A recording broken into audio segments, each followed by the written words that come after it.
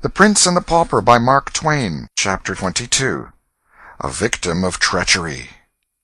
Once more King Fufu the First was roving with the tramps and outlaws, a butt for their coarse jests and dull-witted railleries, and sometimes the victim of small spitefulnesses at the hands of Canty and Hugo when the ruffler's back was turned.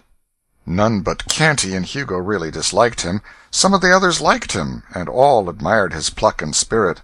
During 2 or 3 days, Hugo, in whose ward and charge the king was, did what he covertly could to make the boy uncomfortable, and at night, during the customary orgies, he amused the company by putting small indignities upon him, always as if by accident. Twice he stepped upon the king's toes, accidentally, and the king, as became his royalty, was contemptuously unconscious of it and indifferent to it.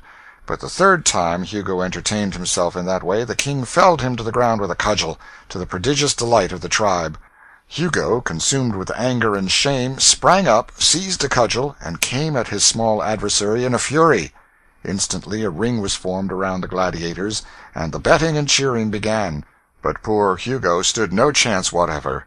His frantic and lubberly prentice work found but a poor market for itself when pitted against an arm which had been trained by the first masters of Europe in single-stick, quarter-staff, and every art and trick of swordsmanship. The little king stood alert but at graceful ease, and caught and turned aside the thick rain of blows with a facility and precision which set the motley onlookers wild with admiration. And every now and then, when his practised eye detected an opening, and a lightning-swift rap upon Hugo's head followed as a result, the storm of cheers and laughter that swept the place was something wonderful to hear. At the end of 15 minutes, Hugo, all battered, bruised, and the target for a pitiless bombardment of ridicule, slunk from the field, and the unscathed hero of the fight was seized and borne aloft upon the shoulders of the joyous rabble to the place of honor beside the ruffler, where with vast ceremony he was crowned King of the Gamecocks, his meaner title being at the same time solemnly cancelled and annulled, and a decree of banishment from the gang pronounced against any who should thenceforth utter it. All attempts to make the king serviceable to the troop had failed. He had stubbornly refused to act. Moreover, he was always trying to escape. He had been thrust into an unwatched kitchen the first day of his return. He not only came forth empty-handed, but tried to rouse the housemates. He was sent out with a tinker to help him at his work. He would not work. Moreover, he threatened the tinker with his own soldering-iron. And finally both Hugo and the tinker found their hands full with the mere matter of keeping him from getting away. He delivered the thunders of his royalty upon the heads of all who hampered his liberties or tried to force him to service. He was sent out, in Hugo's charge, in company with a slatternly woman and a diseased baby, to beg, but the result was not encouraging. He declined to plead for the mendicants, or be a party to their cause in any way. Thus several days went by, and the miseries of this tramping life, and the weariness and sordidness and meanness and vulgarity of it, became gradually and steadily so intolerable to the captive that he began at last to feel that his release from the hermit's knife must prove only a temporary respite from death at best. But at night, in his dreams, these things were forgotten, and he was on his throne and master again. This, of course, intensified the sufferings of the awakening, so the mortifications of each succeeding morning, of the few that passed between his return to bondage and the combat with Hugo, grew bitterer and bitterer, and harder to bear. The morning after that combat, Hugo got up with a heart filled with vengeful purposes against the king. He had 2 plans in particular. One was to inflict upon the lad what would be, to his proud spirit and imagined royalty, a peculiar humiliation, and if he failed to accomplish this, his other plan was to put a crime of some kind upon the king, and then betray him into implacable clutches of the law. In pursuance of the first plan, he proposed to put a climb upon the king's leg, rightly judging that that would mortify him to the last and perfect degree, and as soon as the climb should operate, he meant to get Canty's help, and force the king to expose his leg in the highway and beg for alms. Climb was the cant term for a sore, artificially created. To make a climb, the operator made a paste or poultice of unslaked lime, soap, and the rust of old iron, and spread it upon a piece of leather, which was then bound tightly upon the leg. This would presently fret off the skin, and make the flesh raw and angry-looking. Blood was then rubbed upon the limb, which, being fully dried, took on a dark and repulsive color. Then a bandage of soiled rags was put on in a cleverly careless way, which would allow the hideous ulcer to be seen and move the compassion of the passer-by. Footnote: From the English Rogue, London, 1665. End of footnote. Hugo got the help of the tinker, whom the king had cowed with the soldering iron. They took the boy out on a tinkering tramp, and as soon as they were out of sight of the camp, they threw him down, and the tinker held him while Hugo bound the poultice tight and fast upon his leg. The king raged and stormed, and promised to hang the two the moment the scepter was in his hand again, but they kept a firm grip upon him, and enjoyed his impotent strugglings, and jeered at his threats. This continued until the poultice began to bite, and in no long time its work would have been perfected if there had been no interruption. But there was, for about this time the slave, who had made the speech denouncing England's laws, appeared on the scene and put an end to the enterprise, and stripped off the poultice and bandage. The king wanted to borrow his deliverer's cudgel and warm the jackets of the two rascals on the spot, but the man said no, it would bring trouble, leave the matter till night. The whole tribe being together, then, the outside world would not venture to interfere or interrupt. He marched the party back to camp and reported the affair to the ruffler, who listened, pondered, and then decided that the king should not be again detailed to beg, since it was plain he was worthy of something higher and better. Wherefore, on the spot, he promoted him from the mendicant rank and appointed him to steal. Hugo was overjoyed. He had already tried to make the king steal, and failed, but there would be no more trouble of that sort now, for of course the king would not dream of defying a distinct command delivered directly from headquarters. So he planned a raid for that very afternoon, proposing to get the king in the law's grip in the course of it, and to do it, too, with such ingenious strategy that it should seem to be accidental and unintentional. For the king of the gamecocks was popular now, and the gang might not deal over-gently with an unpopular member who played so serious a treachery upon him as the delivering him over to the common enemy, the law. Very well, all in good time Hugo strolled off to a neighboring village with his prey, and the two drifted slowly up and down one street after another, the one watching sharply for a sure chance to achieve his evil purpose, and the other watching as sharply for a chance to dart away and get free of his infamous captivity forever. Both threw away some tolerably fair-looking opportunities, for both, in their secret hearts, were resolved to make absolutely sure work this time, and neither meant to allow his fevered desires to seduce him into any venture that had much uncertainty about it. Hugo's chance came first, for at last a woman approached who carried a fat package of some sort in a basket. Hugo's eyes sparkled with sinful pleasure as he said to himself, "Breath o' my life, and I can but put that upon him. 'Tis good den, and God keep thee king of the gamecocks." He waited and watched, outwardly patient, but inwardly consuming with excitement, till the woman had passed by, and the time was ripe, and then said in a low voice, "Tarry here till I come again," and darted stealthily after the prey. The king's heart was filled with joy. He could make his escape now, if Hugo's quest only carried him far enough away. But he was to have no such luck. Hugo crept behind the woman, snatched the package, and came running back, wrapping it in an old piece of blanket which he had carried on his arm. The hue and cry was raised in a moment by the woman, who knew her loss by the lightening of her burden, although she had not seen the pilfering done. Hugo thrust the bundle into the king's hands without halting, saying, "Now speed ye after me with the rest, and cry, 'Stop thief!' but mind ye lead them astray." The next moment Hugo turned a corner and darted down a crooked alley, and in another moment or two he lounged into view again, looking innocent and indifferent, and took up a position behind a post to watch results. The insulted king threw the bundle on the ground, and the blanket fell away from it just as the woman arrived, with an augmenting crowd at her heels. She seized the king's wrists with one hand, snatched up her bundle with the other, and began to pour out a tirade of abuse upon the boy while he struggled without success to free himself from her grip. Hugo had seen enough. His enemy was captured, and the law would get him now, so he slipped away, jubilant and chuckling, and wended campwards, framing a judicious version of the matter to give to the ruffler's crew as he strode along. The king continued to struggle in the woman's strong grasp, and now and then cried out in vexation, "Unhand me, thou foolish creature! It was not I that bereaved thee of thy paltry goods." The crowd closed around, threatening the king and calling him names. A brawny blacksmith in leather apron and sleeves rolled to his elbows made a reach for him, saying he would trounce him well for a lesson.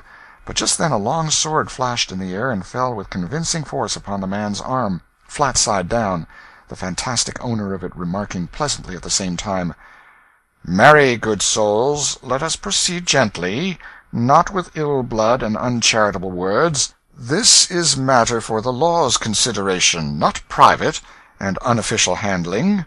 Loose thy hold from the boy, good wife." The blacksmith averaged the stalwart soldier with a glance, then went muttering away, rubbing his arm. The woman released the boy's wrist reluctantly. The crowd eyed the stranger unlovingly, but prudently closed their mouths. The king sprang to his deliverer's side with flushed cheeks and sparkling eyes, exclaiming, "Thou hast lagged sorely, but thou comest in good season now, Sir Miles. Carve me this rabble to rags." Chapter 22. Chapter 23. The Prince a Prisoner. Hendon forced back a smile, and bent down and whispered in the king's ear, "Softly, softly, my prince. Wag thy tongue warily, nay, suffer it not to wag at all. Trust in me, all shall go well in the end." Then he added to himself, "Sir Miles, bless me, I had totally forgot I was a knight. Lord, how marvellous a thing it is, the grip his memory doth take upon his quaint and crazy fancies. An empty and foolish title is mine, and yet it is something to have deserved it. For I think it is more honour to be held worthy to be a spectre knight in his kingdom of dreams and shadows than to be held base enough to be an earl in some of the real kingdoms of this world." The crowd fell apart to admit a constable, who approached and was about to lay his hand upon the king's shoulder, when Hendon said, "Gently, good friend, withhold your hand. He shall go peaceably. I am responsible for that. Lead on, we will follow." The officer led, with the woman and her bundle. Miles and the king followed after, with the crowd at their heels. The king was inclined to rebel, but Hendon said to him in a low voice, "Reflect, sire. Your laws are the wholesome breath of your own royalty. Shall their source resist them, yet require the branches to respect them? Apparently one of these laws has been broken. When the king is on his throne again, can it ever grieve him to remember that when he was seemingly a private person, he loyally sunk the king in the citizen and submitted to its authority? Thou art right, say no more. Thou shalt see that whatsoever the King of England requires a subject to suffer under the law, he will himself suffer while he holdeth the station of a subject." When the woman was called upon to testify before the justice of the peace, she swore that the small prisoner at the bar was the person who had committed the theft. There was none able to show the contrary, so the king stood convicted.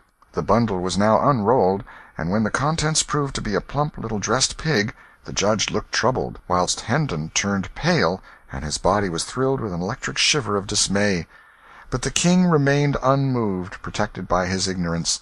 The judge meditated, during an ominous pause, then turned to the woman with a question, "What dost thou hold this property to be worth?" The woman curtsied and replied, 3 shillings and 8 pence, your worship. I could not abate a penny and set forth the value honestly." The justice glanced around uncomfortably upon the crowd, then nodded to the constable and said, "Clear the court and close the doors." It was done. None remained but the 2 officials, the accused, the accuser, and Miles Hendon. This latter was rigid and colourless, and on his forehead big drops of cold sweat gathered, broke, and blended together, and trickled down his face. The judge turned to the woman again, and said in a compassionate voice, "'Tis a poor ignorant lad, and mayhap was driven hard by hunger, for these be grievous times for the unfortunate.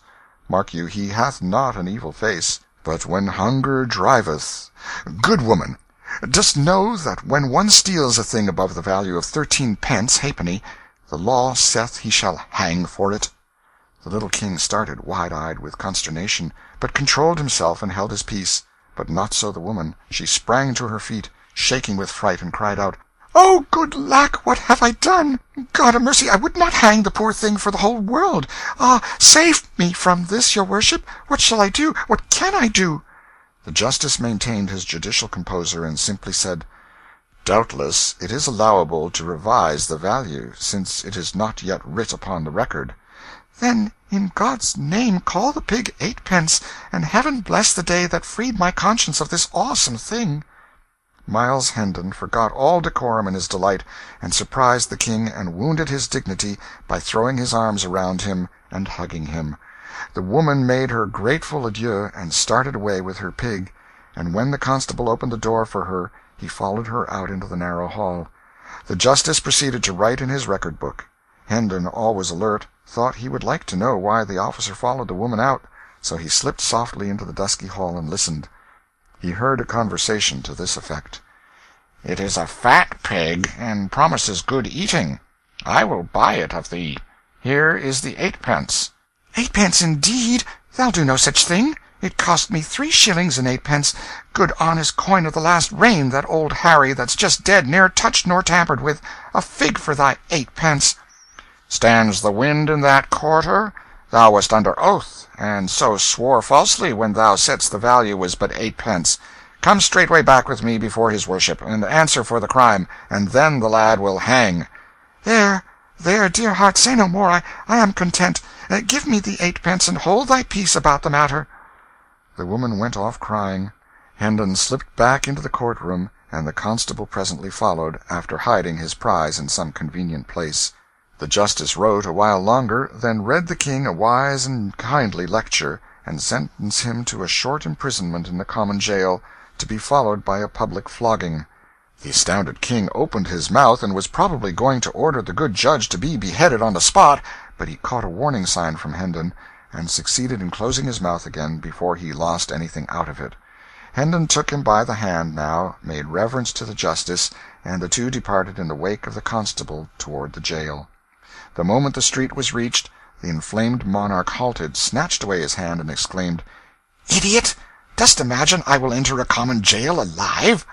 Hendon bent down and said somewhat sharply, "Will you trust in me? Peace, and forbear to worsen our chances with dangerous speech. What God wills will happen. Thou canst not hurry it, thou canst not alter it. Therefore wait, and be patient. 'Twill be time enow to rail or rejoice when what is to happen has happened." Footnote: Death for trifling larcenies. When Connecticut and New Haven were framing their first codes, larceny above the value of 12 pence was a capital crime in England, as it had been since the time of Henry I. Dr. J. Hammond Trumbull's Blue Laws, True and False, page 13. The curious old book called The English Rogue makes the limit 13 pence halfpenny, death being the portion of any who steal a thing, "above the value of 13 pence halfpenny."